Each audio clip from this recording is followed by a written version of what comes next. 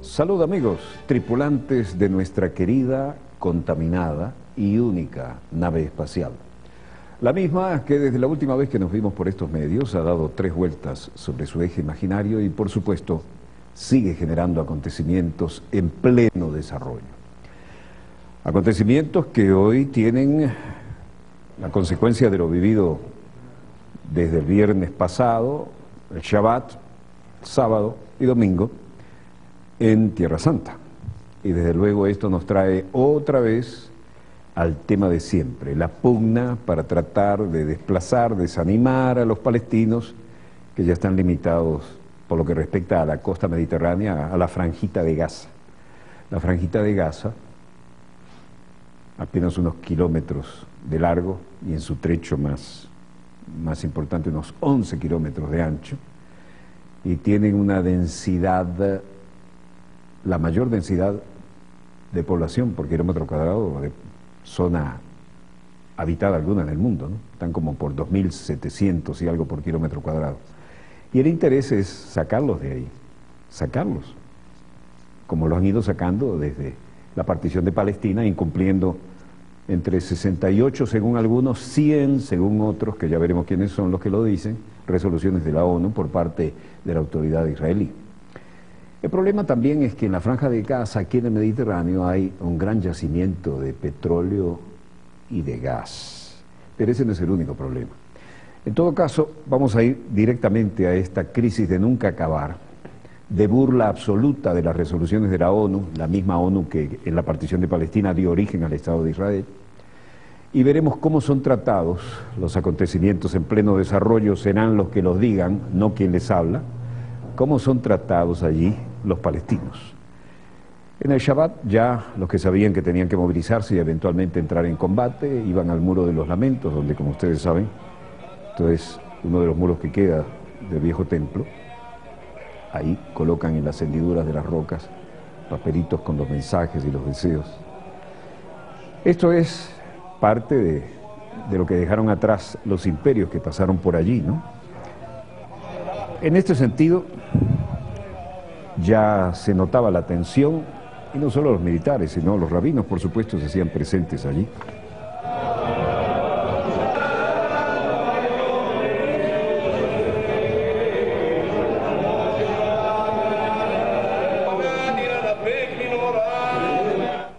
Ahí comenzaba ya una operación que a todas luces estaba planificada, y ya en lo que vamos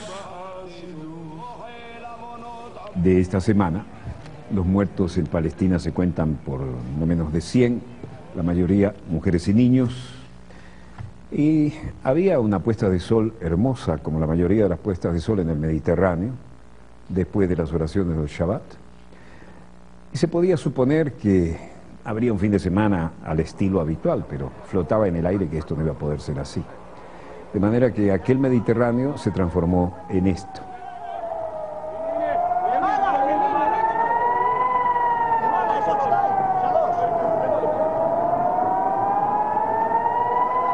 Volaban los cohetes lanzados desde el lado palestino y los misiles que trataban de destruirlos en el aire no siempre funcionan con el éxito que quisieran los israelíes del sistema de la cúpula de hierro. Y así, al llegar la noche, se intensificaban con la tecnología para poder actuar de noche más protegidos, los bombardeos permanentemente a partir de ese momento. Israel mataba no menos de 100 personas desde entonces hasta hoy en los territorios palestinos. El bombardeo por fuerzas israelíes en una casa solo en Beit Laya, al norte de Gaza, mató a 4 personas de una misma familia, un niño de 4 años y un bebé de 18 meses, además de sus padres, y dejó heridas a 18 personas, según France Press. En otro ataque contra Rafah, en el sur, las fuerzas israelíes mataron a 2 hermanos de 17 y 15 años, pero eso era solo el comienzo, cuando se detallaba algo, ¿no? El hecho es que este lunes, una jornada particularmente mortífera a pesar de los esfuerzos en particular de Egipto para tratar de obtener un cese del fuego en esto, la pequeña franja de Gaza. Pequeña franja de Gaza que tiene, como ya hemos dicho, una de las densidades poblacionales más altas del planeta y donde hay 3 puertas de entrada. No les dejan ni usar su espacio aéreo, no les dejan usar su viejo aeropuerto, no les dejan usar su mar, pero sí les mandan estos regalitos. Ven aquí, esto es un misil lanzado por las fuerzas israelíes a punto de caer en lo que se jacta uno de sus generales, que son blancos selectivos. Cada disparo lleva un nombre y un apellido, dijo. Resultado es indiscriminada matanza para destruir lo que ellos consideran blancos rentables.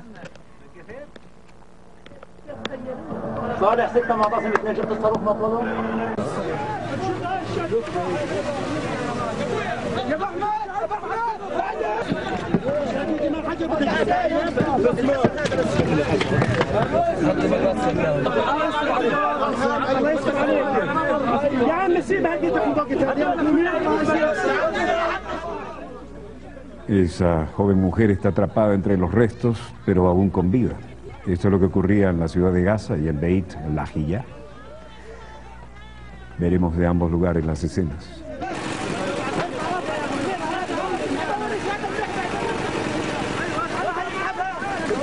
Le cubrían la cabeza con lo que tuvieran a la mano y trataban de sacarla de su trampa mortal entre los restos. Al menos hasta ese momento podía decir que era una sobreviviente. Luego aparecerían los cuerpos de los niños atrapados y destrozados entre las ruinas.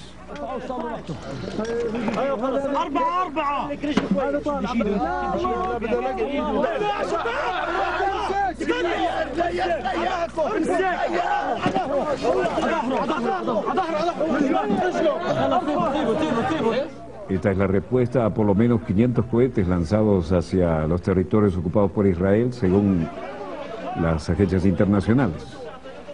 Y los ataques aéreos se combinaron esta vez con ataques desde unidades navales, ya que los palestinos no pueden tener nada para actuar, ni casi que no pueden salir ni a pescar.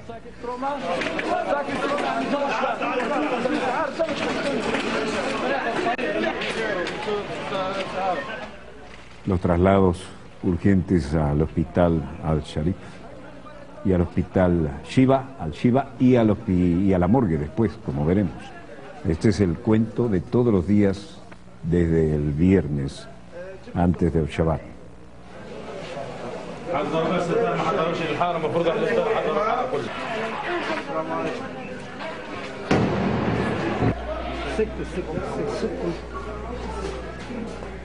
Cumplido el Shabbat, siguieron las acciones militares.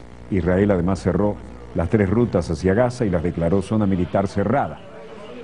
Como les hemos dicho desde hace años, Gaza es la cárcel a cielo abierto más grande del mundo. Tiene 2 entradas que autoriza Israel y una que autoriza Egipto. Y cuando la operación Plomo Fundido, el raíz que ahora declara todavía, trancó. No quiero comentar esto.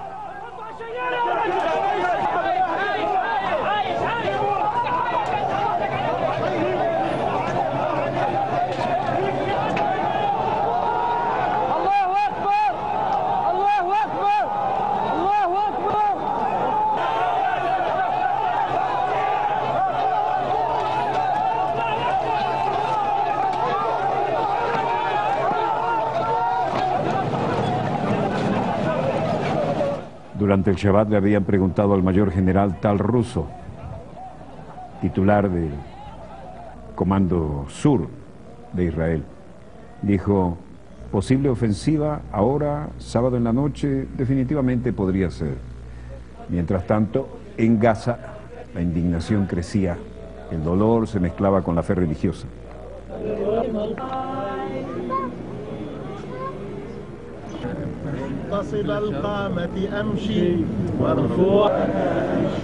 A todo esto, el gabinete israelí había considerado una solicitud de 75.000 soldados de la reserva previo a una posible operación en Gaza. El jueves el gabinete aprobó 30.000 soldados y el ejército movilizó hoy 16.000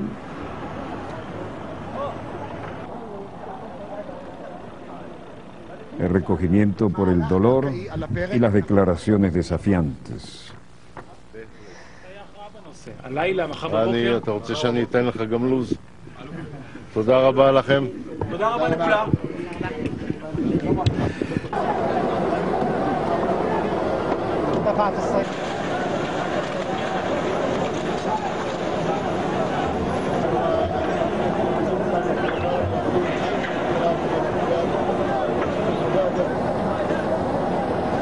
Acabamos de ver al mayor general Tal Russo, uno de los jefes de la operación, hablando de, evidentemente esta se iba a llevar a cabo, ¿no? Terminado el Shabbat, entrarían en acción.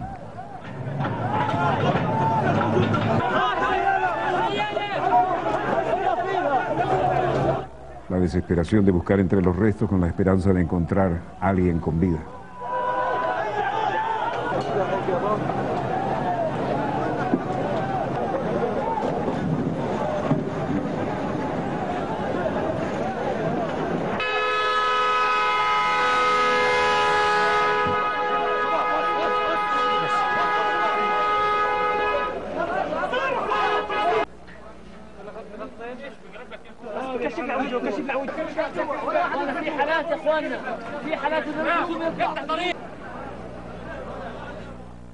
El hospital Al-Shifa ya no tiene con qué hacer frente a la gran demanda y los niños se preguntan y le dicen al mundo, ¿por qué tengo que vivir así? ¿Por qué no puedo tener una vida normal? ¿Y por qué tienen que morir los niños? ¿Qué han hecho los niños? ¿Por qué no tienen derecho a una vida normal?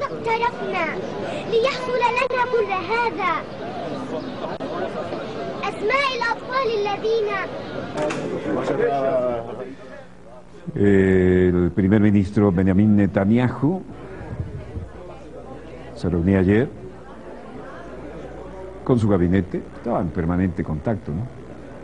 Y decía, las fuerzas de defensa de Israel, así se hacen llamar, han atacado más de 1000 blancos terroristas en la Franja de Gaza y continúan sus operaciones en este mismo momento. Esto ha causado un significativo golpe a las armas orientadas hacia Israel y a sus operadores y a la gente que las ha enviado. Les haremos pagar un alto precio a Hamas y a los terroristas y otras organizaciones y estamos preparados para una significativa expansión de nuestras operaciones. Habida esta situación, este hombre que jugó a que ganara el candidato de la oposición en Estados Unidos mientras dialogaba con Obama, empezaban a recibir en el gobierno figuras visitantes de Europa. El canciller francés Laurent Fabius se reunía con el presidente Shimon Peres, el premio Nobel de la Paz que le ofreció armamento nuclear, químico y biológico a los racistas neonazis de Sudáfrica. Shimon Peres decía, esta extraña guerra, nosotros no tenemos ambiciones, ningún reclamo en esta guerra. No queremos esto, pero es la guerra con Hamas. Y no queremos cambiar el estado de Gaza, tampoco queremos disparar, pero bueno, no tenemos otra elección. We don't want to change the state of Gaza. We don't want to fire at all. But we were left without a choice. Laurent Fabius dijo, hemos hablado con los egipcios, con los turcos, con la Liga Árabe, con Qatar, y hablaremos con la autoridad palestina, pero hay una urgencia en que pensemos que hay cosas que necesitan ser evitadas. Mais il y a urgence et nous pensons que la guerre doit être évitée. Debemos impedir una guerra en largo plazo y lograr un alto el fuego lo antes posible en el corto plazo. Francia es una nación que persigue la paz, dice él, y mantenemos relaciones con todos y haremos todo lo que esté en nuestro poder para ayudar a devolver la calma a la región. Así lo dijo Fabius y después se fue a hablar con los palestinos. En Ramallah fue recibido por el presidente Mahmoud Abbas. Laurent Fabius dijo, estamos muy preocupados a causa de la tensión y la escalada creciente y queremos, Francia como abogada de la paz, ayudar a la desescalada, porque la guerra debería ser evitada. Nunca es una buena solución. La guerre peut et doit être évitée, et la guerre n'est jamais une bonne solution. Luego dijo Mahmoud Abbas: le he preguntado al canciller Riyad al-Maliki que presente una propuesta formal para una urgente cumbre árabe. Hoy renuevo mi llamado a los líderes árabes para que nos reunamos lo antes posible.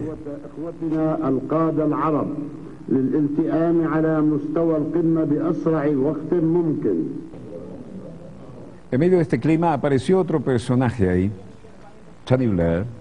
Por supuesto comenzó por Israel y, según se dice, lleva la misión del cuarteto europeo de entablar condiciones para sacar adelante esta difícil situación.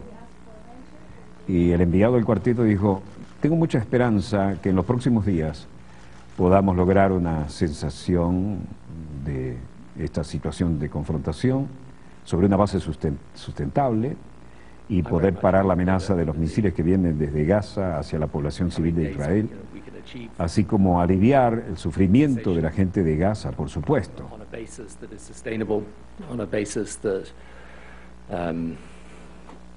Stops the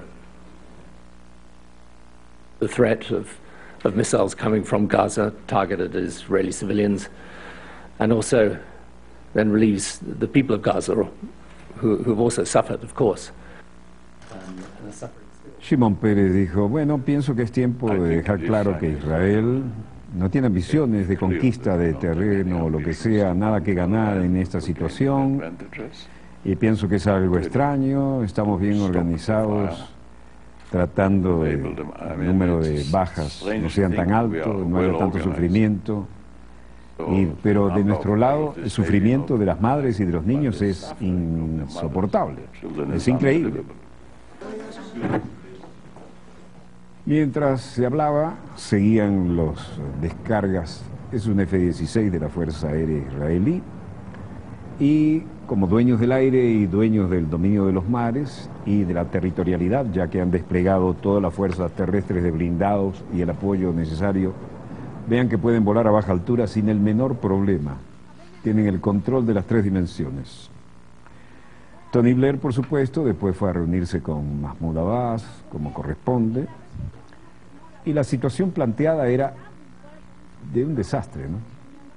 Todos los lugares donde decidieron dispararle tenían el dominio del territorio, el dominio del aire y el dominio del mar, ya que la Marina de Israel también lanzó todo lo que tenía selectivamente contra la Franja de Gaza.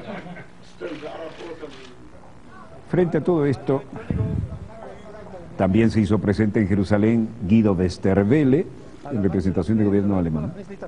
Fue recibido por el impresentable Lieberman, y Lieberman dijo: pienso que está muy claro que es nuestro básico derecho asegurar la paz y la seguridad de nuestros ciudadanos. Es completamente inaceptable que 1.500.000 de personas tenga que estar ahora bajo el techo de los refugios antibombas y no poder vivir en concordancia, sino con la emergencia y las alarmas continuas. It's completely unacceptable that 1.5 million people sitting now in the shelters, and they live their lives according to the emergency alarms.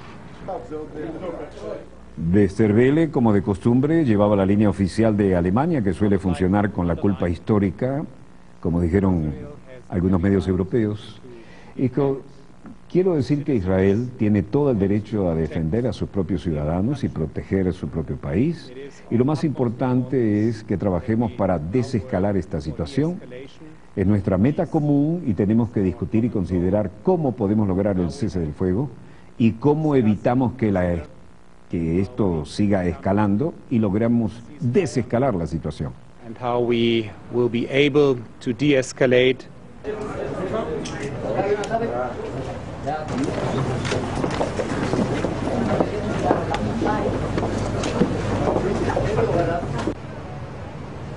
El ministro alemán de Asuntos Exteriores manifestó que un factor clave para la negociación es un alto al fuego Pero aquí tenemos algo interesante que le podemos mostrar.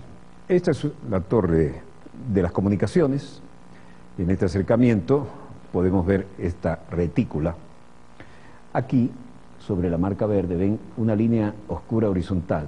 Es un misil dirigido con perfecta puntería hacia las antenas. Y así estuvieron disparando con absoluto dominio de los cielos y sin ningún elemento antiaéreo que pudiera causarles problemas. Tampoco lo hubiera sido, porque se hubieran puesto fuera de rango y le hubieran dado igual, ¿no? Esta es la televisión de Al-Quds, la del canal británico Sky TV News, la torre Shuruk, donde están numerosos enviados especiales y corresponsales para trabajar en el área, pero según las autoridades israelíes, ese es un refugio de Hamas. Hay otra interpretación, ¿no? Si las noticias son malas, maten al mensajero. Y esta es una manera de matarlo, dejarlo sin comunicación satelital y evitar que las imágenes que les hemos mostrado puedan llegar al exterior. Todo el mundo sabía que aquí se reunía la prensa internacional y que tenía también sus oficinas y sus instalaciones para levantar la señal y también recibirlas. Aquí tienen diferentes ángulos de cómo le dieron con todo. La idea es aislar, desde el punto de vista periodístico, las fuentes capaces de enviar alguna idea de lo que está ocurriendo allí. Durante el día le siguieron dando parejo. La torre Shuruk representó también que varios periodistas fueran baja. Quinto día consecutivo de conflicto entre Israel y Hamas. Las defensas antiaéreas israelíes interceptaron los misiles, no todos, pero lo intentaron, que seguían disparando. Y el canciller Lavrov había dicho que era el momento de terminar con esta situación y que si podían contribuir lo harían. Ya se hablaba de 6 periodistas palestinos recibían heridas a raíz de este bombardeo. Y el canciller señalaba la posibilidad de sacar adelante una situación diferente a la que se estaba viviendo a través de lo que llegaba por los medios de comunicación y colocar la posibilidad de tomar partido en esto como un mediador, si podía ayudar en esta situación, ¿no? Pero además dijo que era inaceptable lo que estaba ocurriendo allí, lo dijo a nombre de la Cancillería de la Federación Rusa. Respondía también a la situación la vocera del Departamento de Estado, Victoria Nuland.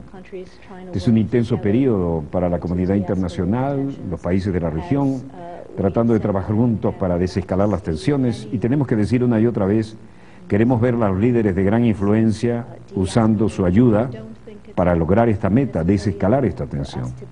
No es nada en sentido de ayudar que tomen el podio muchos de estas importantes personas y no promuevan conversaciones, no traten de que los protagonistas se unan y dialoguen. Los egipcios han jugado un rol importante liderando la situación acá y también han sido de mucho apoyo en este contacto a todos los niveles. No voy a ir a los factores que están siendo subyacentes en la diplomacia, pero creemos que aquí todos los que se muevan en este campo también pueden contribuir. Lo más importante y urgente es que este conflicto se pueda detener por parte de ambos lados, incluyendo el hecho de que Hamas sigue disparando cohetes sobre Israel, decía ella, respondiendo a otras preguntas. El hecho es que lo que podemos decir de la franja es que tiene registros históricos desde 15 siglos antes de la era cristiana. Y los registros babilónicos, 5 siglos antes de nuestra era, ya hablaban de la franja de Gaza, ¿no? Mientras tanto, a última hora, el jefe de gobierno turco ponía en tela de juicio lo que se estaba haciendo allí y exigía, desde todo punto de vista, que se buscara una solución a esta situación antes de que ésta empeorara. Y lo decía enfáticamente el representante y primer ministro de Turquía. Sobre este particular no ha habido hasta el momento ninguna reacción más contundente, pero muchos ven con baja optimismo que la gira de Fabius y la de todos los otros y Tony Blair no lleven para nada a un resultado más positivo en esto. De manera que se desmarcó de los líderes occidentales o pro-occidentales como miembro importante de la OTAN, el jefe de gobierno de Turquía, e hizo un llamado contundente a que se detenga esta brutal situación. Otras 32 personas morían hoy, incluyendo niños, y ya son 109 las víctimas mortales. Sobre este particular se desmarcó de lo que parecía una línea acorde con los intereses de las potencias occidentales en el plano de la OTAN, y como musulmán puso una distancia interesante entre él y todos aquellos que estaban casi mirando a un costado o apoyando indirectamente las acciones de Israel. Esto está por evaluarse. Por ahora hay pocos pronunciamientos, pero ya hemos visto el de la Cancillería de la Federación Rusa, y ahora el que parecía menos probable, el del jefe de gobierno turco. Es una información de última hora muy interesante. Veamos la realidad de los mercados. El precio del petróleo venezolano estable a $90.86. El de la OPEP baja levemente, pero se mantiene por encima de los $107, 107,04. El West Texas sube a 87,93 y el Brent sube a 109,20. El precio del oro en medio de esta crisis vuelve a subir, como era de esperar, y cierra a 1.722,80. El del cobre también al alza, $7.784 la tonelada. El café recupera tono y cierra el quintal a $156,35, y el precio del euro estable a 1,27 frente a la divisa estadounidense. Ahora, un poquito antes del corte, pero volvemos con un segundo bloque muy interesante. No se muevan, ya volvemos con los acontecimientos en pleno desarrollo.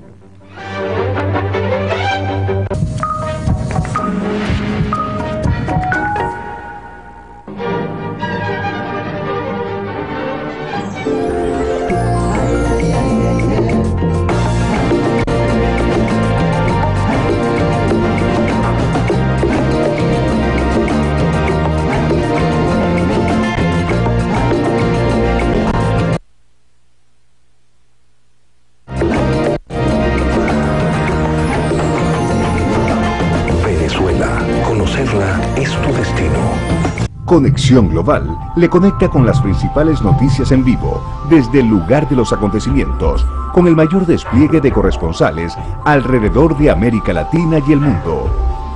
Hablemos de la tormenta Isaac. El Golfo de México se encuentra en alerta máxima. Viva el más completo análisis de la información a través del segmento Punto de Encuentro y el repaso del panorama económico, cultural y deportivo, con la participación de periodistas especializados. Conexión Global, de lunes a viernes, solo por Telesur. En 2008, haciendas del Chaco boliviano, con cientos de hectáreas, fueron revertidas al Estado por emplear indígenas guaraníes en condiciones de esclavitud. Actualmente, estas tierras han sido entregadas a los indígenas, que recuerdan los trágicos enfrentamientos que los ayudaron a ser libres. Amenazados por el hecho de que vivíamos supuestamente en su predio o en su propiedad. Nunca teníamos un trabajo muy aparte. Todo el tiempo nos dedicábamos al trabajo de la hacendado. Crónicas Invisibles, Libertad Guaraní, este martes, solo por Telesur. En MP3 Gira Latina podrá conocer las diversas manifestaciones culturales de nuestra América, los sonidos tradicionales de nuestro continente, las influencias musicales, producto del sincretismo de los pueblos, un sinfín de sonidos que, siendo ahogados por el mercantilismo, hoy por hoy están siendo valorados. Vuelvo al camino hipnótico tras la huella de todos los ritmos. MP3 Gira Latina, todos los sábados, solo por Telesur.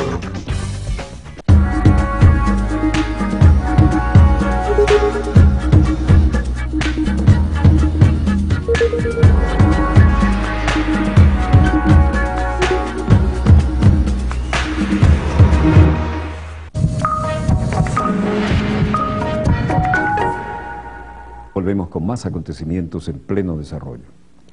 Vamos a mostrarles la situación en España, la situación en Italia. Sigue en la misma tónica, pero igual que en Grecia, pero diríamos que cada vez peor, ¿no? Pero intercalábamos la reacción del jefe de gobierno turco al cierre del primer bloque, porque nos acababa de llegar, así como estamos recibiendo ahora imágenes de Palestina, y no quiero dejar de citar lo que dijo el primer ministro turco. Señor director, vamos a conectar con Palestina en vivo y en directo, por favor. Esta es la franja de Gaza, la estamos recibiendo vía satélite. Observen ustedes, hay menos luz que los días anteriores. Oigan el sonido.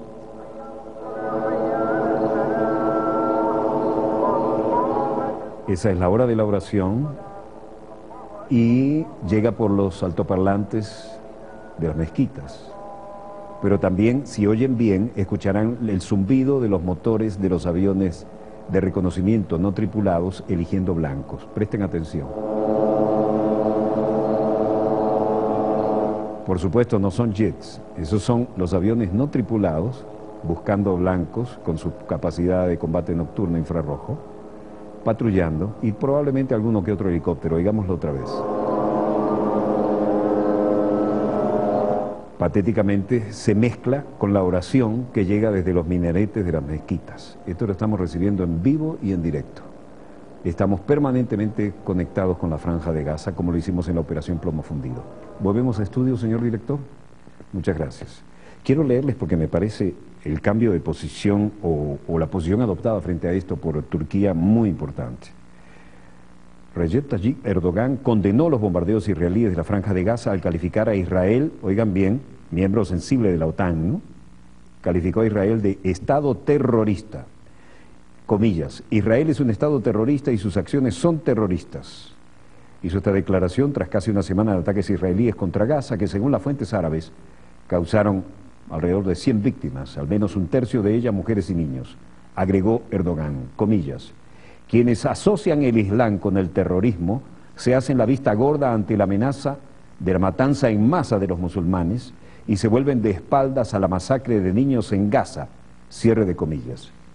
Llamó luego contundentemente a los organismos internacionales a, comillas, tomar postura ante tal injusticia y reafirmó su desconfianza hacia las Naciones Unidas al acusarla de inacción. El lobby se hace sentir en la exquisita diplomacia internacional burócrata bien pagada en dólares que está allá en la ONU.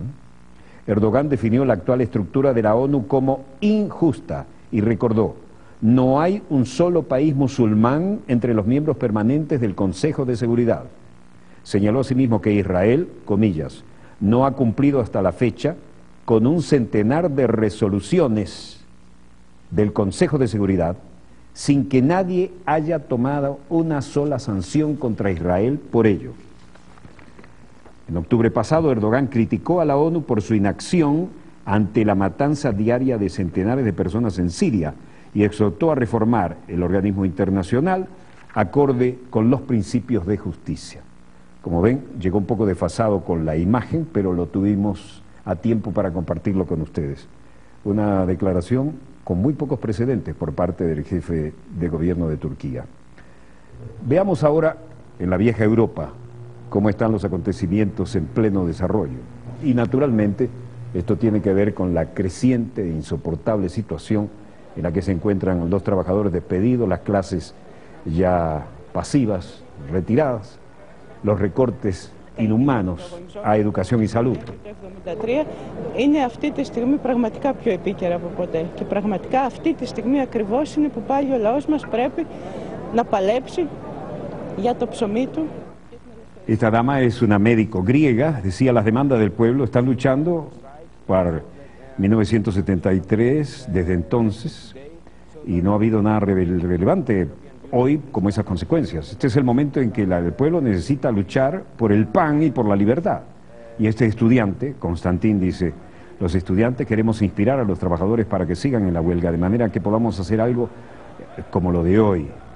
Queremos salir de la Unión Europea. Este gobierno toma medidas en Grecia que estamos obligados a cumplir y ninguna de ellas nos favorece. Y a la prueba está la calle. Vean el promedio de edad.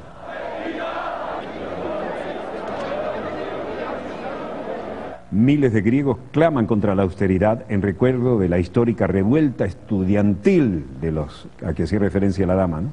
Nadie puede vivir con 400 euros. Que se vaya la troika. En cada esquina hay policías. La Junta no cayó en 1974, rezaban algunas pancartas que podían verse en la protesta. La sublevación estudiantil de 1973 fue que acabó con una intervención militar en el Instituto Politécnico de Atenas, en el que murieron alrededor de una veintena de estudiantes, pero aceleró la caída del gobierno militar griego, que duró de 1967 al 74, y generó el retorno a la democracia. Se habla de 30.000 asistentes a la protesta.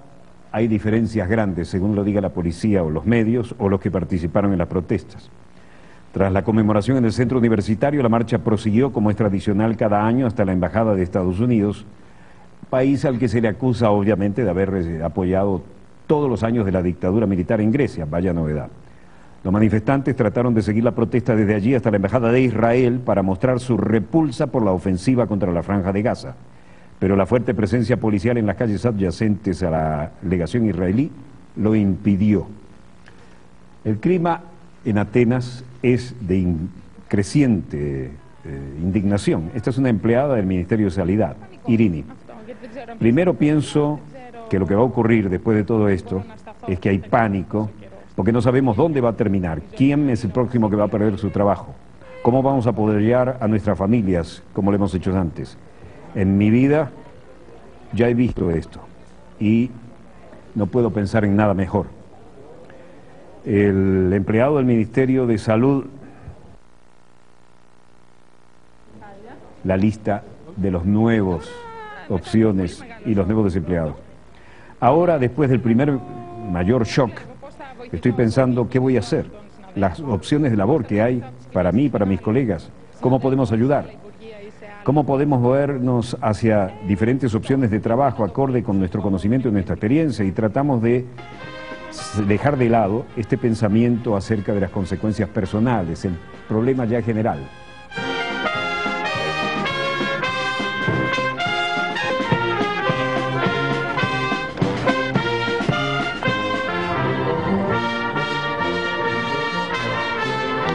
Basta de despido y nada de trabajo de reservas.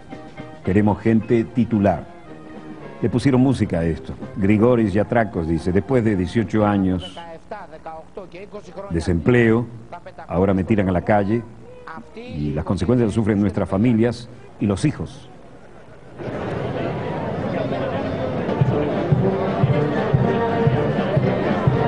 Los trabajadores griegos luchan contra los despidos en todos los sectores públicos. El sindicato que representa a los asalariados de las administraciones locales convocó a concentraciones frente a los ayuntamientos en todo el país para protestar contra el cese de 2.000 trabajadores como primer escalón exigido por los acreedores internacionales con el paquetazo neoliberal, y esto tiene que ser antes de fin de año.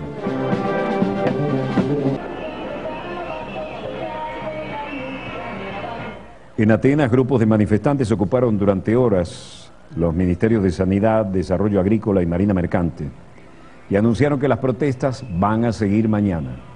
Cambiamos de latitud, Madrid.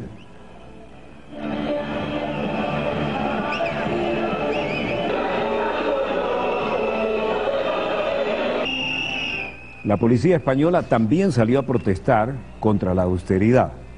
Policías de toda España protestaron el sábado contra las medidas de austeridad del gobierno que las afectan directamente, entre ellas la congelación de las pensiones y la eliminación de su paga extraordinaria de Navidad. Más de 5.000 agentes se congregaron ante el Ministerio del Interior en Madrid, donde hicieron sonar silbatos y entonaron consignas. Estamos aquí para decir al gobierno que la seguridad debe ser una prioridad, afirmó José María Benito, vocero del Sindicato Unificado. Estar bien informado, tiene que tener un salario digno porque está todo el día trabajando con delincuentes y con narcotraficantes que le tentarán e intentarán comprarlo, y tienen que tener medios materiales para hacer su trabajo, que es lo que no tenemos hoy, ni salario ni medios materiales. Y si continúa el gobierno con este recorte de plantillas, cada año va a haber 3.000 policías menos, y eso supondrá que habrá más inseguridad. Y también Anna Nelver como vocera de la presidenta, además de la Eurocop. country, the police is very different from other occupations. And ustedes tienen que preguntarse, vino aquí en solidaridad, ¿no? Tienen que preguntarse qué clase de seguridad quieren para su país. La policía es muy diferente de otras ocupaciones y tiene que estar al margen de la crisis financiera, pero cortando los sueldos y a la policía no van a hacer nada apropiado. Hay efectos en el final.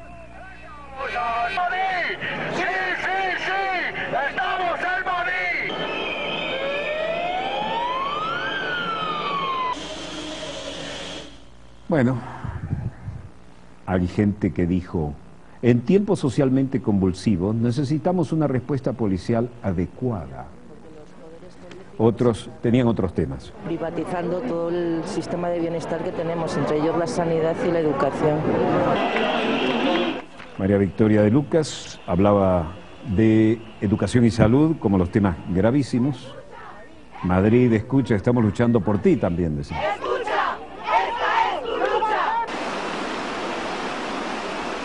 Otros decían, nuestro servicio público de salud no está en venta y tiene que ser defendido. Y otros decían, manos arriba, esto es un asalto. Natalia, una nurse, decía. Hospitales, centros de salud, y se lo están dando a personas que están metidas en el gobierno y familiares del gobierno, y se piensan que somos imbéciles.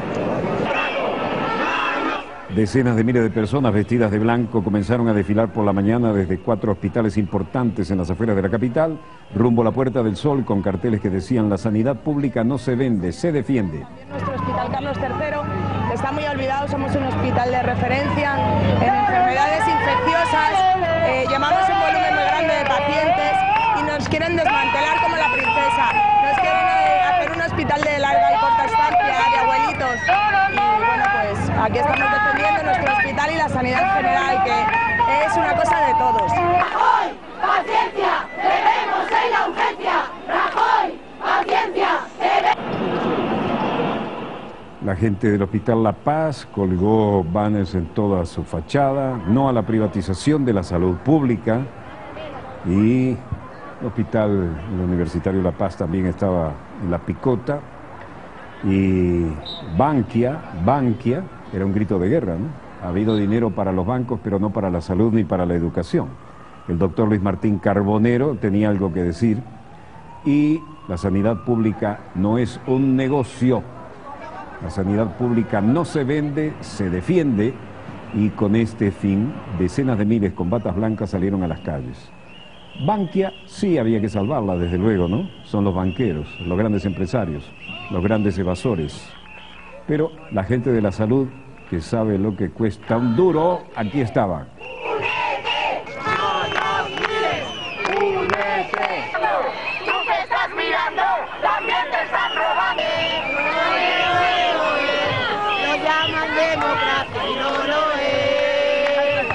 Hay que decir que desde hace varias semanas hay hospitales importantes ocupados. Haya menos personal para atender a más gente y mucho más control de gastos de cara a medicación, pruebas, etcétera. Una veintena de hospitales de Madrid y de su región están ocupados por el personal para denunciar la decisión neoliberal del gobierno regional de privatizar, oigan bien, privatizar 6 hospitales en el marco de la política de recortes previsto para el 2013. Es un desastre, esto es una vergüenza. Mariano Rajoy en Cádiz, en la cumbre en la cual ahora, después de llamarnos sudacas, le piden ayuda a Sudamérica, ¿no? A Latinoamérica como un todo. Bueno, cada quien interpretó a su gusto y Rajoy tuvo que dar la cara. El cambio climático y las catástrofes naturales, la batalla contra el narcotráfico, el respeto de los derechos humanos o la cohesión social.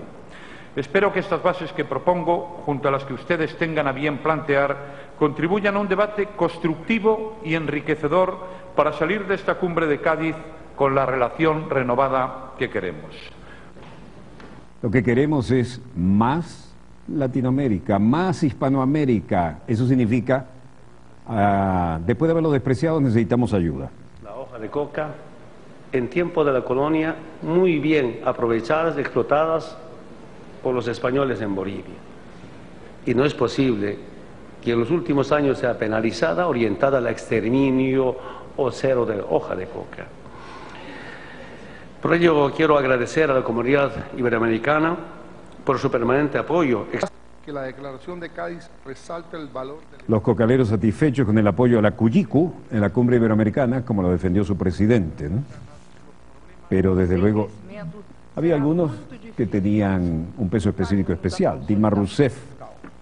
Os ajustes serão cada vez mais onerosos socialmente y cada vez más críticos políticamente. Sin crecimiento hay dificultad para lograr consolidación fiscal y los ajustes fiscales son cada día más pesados y más críticos políticamente para la población. El lunes comienza la segunda fase de ese proceso de paz. Hemos abordado esta situación con optimismo, porque creemos que las condiciones están dadas para poder darle término a un conflicto que lleva casi 50 años. En función de todo lo que usted dijo, de las medidas que... Y a esto José Manuel Barroso dijo que perfectamente entendía la conmoción, la indignación que se sentía en muchas partes de Europa en la situación actual. Sin embargo, lo que estamos haciendo ahora a nivel europeo con los instrumentos que tenemos a nuestro alcance son medidas para superar esta situación. Bla, bla, bla. Lo que están pidiendo es aumentar inversión en España. En Portugal no lo han dicho abiertamente, pero Mariano Rajoy pidió a la cumbre iberoamericana seguridad jurídica también para inversiones en América Latina. Mira tú. Los cocaleros satisfechos con el apoyo a la Cuyicu en la cumbre iberoamericana. Y aquí los que de alguna manera llevaban la batuta trataron de hacer frente, tal vez con alguna clase peripatética, donde los puntos de vista se iban intercambiando en ese ambiente bucólico. Frente al recurso fácil y tantas veces fracasado del proteccionismo, España y la Unión Europea mantienen su apuesta por la apertura, el libre comercio y la seguridad jurídica en la inversión. Catecismo neoliberal. Rajoy también aprovechó su intervención para destacar el papel que pueden jugar las pequeñas y medianas empresas en reforzar inversión y los vínculos entre los países latinoamericanos. Los empleados de la querida y recordada Viasa le mandan muchos saludos a él y a la familia. Bueno, aquí hubo de todo a nivel bilateral. Dirigentes de los productores de cultivo de coca expresaron satisfacción por el respaldo de la 22ª cumbre a la práctica de masticar las hojas de la planta vetada en la Convención Antidroga de la ONU en el 61. España, que durante años ha realizado en Latinoamérica una oleada de inversiones conocidas como la Segunda Conquista, es el segundo inversor en la región, ahora hacia sus antiguas colonias, se vuelca con las fórmulas empresariales para ver si pueden resucitar su economía en profunda recesión. Rajoy manifestó que la inversión acumulada de España en la región supera los 115.000 millones de euros. 7.000 millones de ellos se invirtieron en 2011. Que España y otros países de Europa acaben como... Hubo una bilateral entre Rajoy y la presidenta Dilma Rousseff. Tenemos que adoptar estas decisiones, esperemos resolver el problema de la financiación, pero créame que damos pasos en la buena dirección, aunque todavía queden momentos muy difíciles. En este sentido, la presidenta Dilma Rousseff dijo: estoy esperando que el camino nos lleve fuera de la crisis de Europa y que se pueda evitar mayor sufrimiento del pueblo, sobre todo el pueblo desempleado, aquí como en Brasil. Y ponemos nuestra disposición de cooperar con España, Portugal y los países de Europa. Numa atitude de cooperação com a Espanha, Portugal e os países europeus. Volvió Rajoy a responder otra de las preguntas y habló en el Medio Oriente y puso el dedo en el ventilador con el tema de Israel, ¿no? Nosotros solicitamos contención en la respuesta para no provocar una escalada que degenere en un conflicto abierto de consecuencias inciertas y sobre todo de consecuencias irreparables y que afecte a las personas y a los seres humanos. Ayer a la noche tuve la oportunidad de hablar con el señor Netanyahu, con el primer ministro de Israel, y le transmití este mensaje. Bien, al menos una. Dilma Rousseff habló, el presidente que habló con el presidente de Egipto.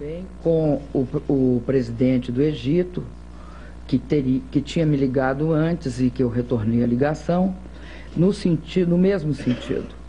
Y ele le dijo que todo el mundo en la región está interesado en prevenir que se deteriore aún más la situación. A situação se deteriore. Especial satisfacción nos produce el interés de los estudiantes brasileños.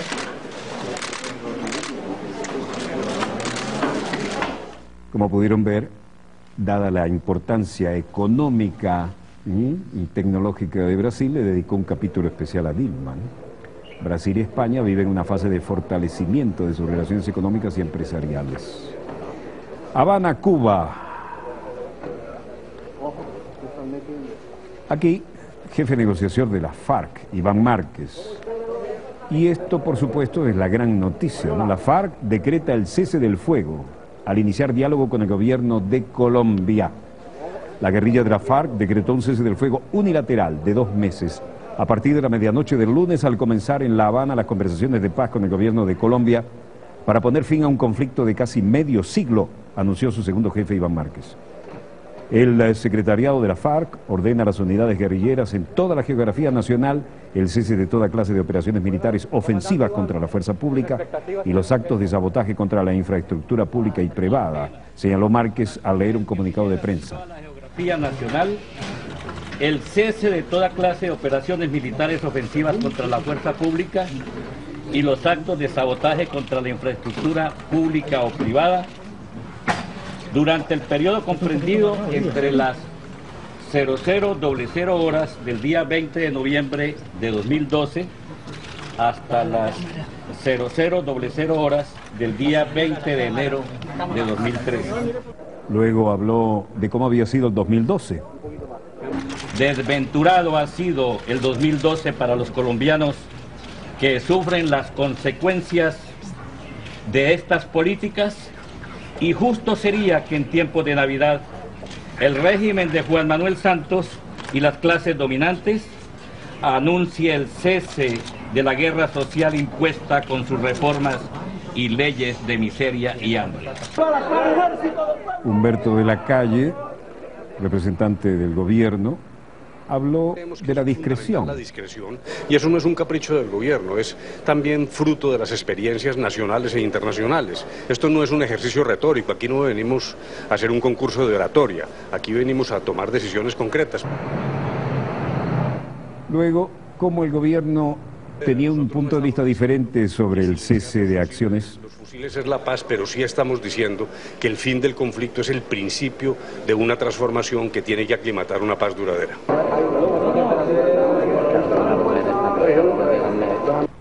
Así las cosas, desde La Haya había una importante decisión. La Haya decide en el litigio entre Colombia y Nicaragua. Bogotá se mostró muy optimista ante el anuncio que este lunes emitiría la Corte Internacional, y el hecho es que el juez que presidía la toma de decisión, Peter Tonka, dijo: la Corte concluye que Colombia y no Nicaragua tiene soberanía sobre las islas de Albuquerque, Bajo Nuevo, Cayo del Este, Sudeste, Quitasueño, Roncador, Serrana y Serranilla. Y unánimemente decidimos que la línea de los confines marítimos delimitarán la parte continental y las zonas exclusivas de la República de Nicaragua y la República de Colombia. Debe seguir las líneas geodésicas conectando los puntos con las coordinadas. El hecho es que Nicaragua demandó a Colombia en 2001 para reclamar la soberanía sobre el archipiélago de San Andrés y Providencia y Santa Catalina, con el argumento de que había renunciado a la posesión de este territorio caribeño cuando tropas de los Estados Unidos ocupaban el país centroamericano en 1928. Los dos países firmaron ese año el Tratado de Esquerra-Bárcenas, que ratificó la soberanía colombiana en el territorio, ya ejercida por Bogotá desde 1803, cuando la corona española la puso bajo jurisdicción del Virreinato de Nueva Granada, pues desde 1544 estaban en manos de la Capitanía General de Guatemala. Serrana and Serranía. Create an inequitable result. El juez Peter Tonka Unanimously decides that the line of the single maritime boundary delimiting the continental shelf and the exclusive economic zones of the Republic of Nicaragua and the Republic of Colombia. A todo esto, el ex canciller colombiano Julio Londoño, jefe del equipo colombiano que encaró la demanda, se ha mostrado seguro de que su país saldría favorecido por los argumentos expuestos por la Corte Internacional de Justicia en su fallo de 2007. El hecho es que ahora la soberanía de estos islotes pasa confirmada a Colombia, pero el mar que le rodea sufre modificaciones y en Nicaragua algunos dicen, bien, tendremos que actuar en defensa de esa soberanía, y otros están molestos. La entrevista la va a dar y las declaraciones las va a dar el presidente Ortega. Así que por eso prefiero dejarle al presidente, digamos, que él hable sobre esto. ¿Pero usted se siente satisfecho? Sí, perfectamente. Está hablando la gente de Nicaragua. Yo creo que ustedes lo vieron ahí, pues no necesito expresarlo en palabras. En palabras lo va a expresar el presidente Ortega. Está bien, un esfuerzo grande y trabajo. Ahora hay una modificación importante sobre qué zonas de los mares adyacentes al archipiélago puede usar Colombia. Y las zonas verdes que ven aquí son las que van a poder usar y no más allá. Pero los habitantes de estos archipiélagos, que ahora sí quedan en su soberanía, confirmados por la Corte Internacional de Justicia, no van a poder salir a pescar en las zonas adyacentes en las que antes se movían con absoluta movilidad y libertad absoluta. Nicaragua se confirma, según la Corte, que no tiene la soberanía sobre estos archipiélagos, pero en cambio se modifican a su favor amplias superficies de la zona marítima. De manera que esto ha dejado un mal sabor de boca para algunos, pero también ha dejado una situación que es polémica en cierto modo en cualquiera de los dos bandos, pero hay una nueva realidad y desde luego esto se va a poner interesante. Afecta varios planteos de soberanía y de geopolítica en la zona. Bueno, volveremos mañana, Dios mediante, donde quiera que se encuentren de ese lado del receptor, cuando nuestra querida, contaminada y única nave espacial haya dado otra vuelta sobre su eje imaginario y estemos aquí para contarles la pequeña gran historia de las próximas 24 horas. Donde quiera que se encuentren de ese lado del receptor, muchas gracias por permitirnos estar allí con ustedes. A nombre del equipo Dossier, les habló Walter Martínez. Disponga usted de las cámaras, señor director.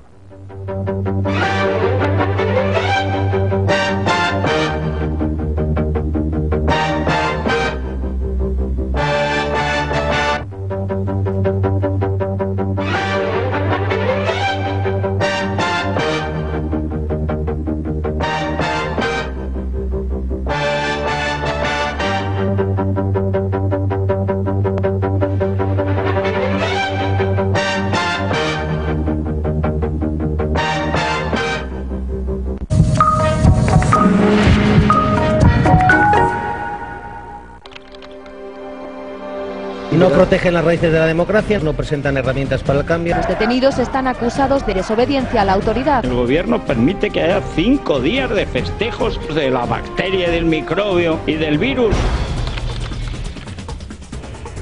El llamado movimiento de los indignados demostró su poder de convocatoria con más de 60 movilizaciones a nivel nacional. Los políticos son los gestores de la voluntad popular. En España habrá una democracia real. ¿Quién te lo hubiese contado?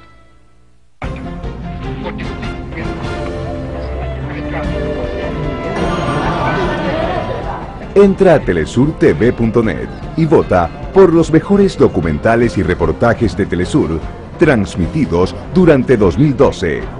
Los más votados volverán a tu pantalla. Elige cuál quieres volver a ver. Participa. ¿Ves cómo cambian con el viento estas montañas de arena?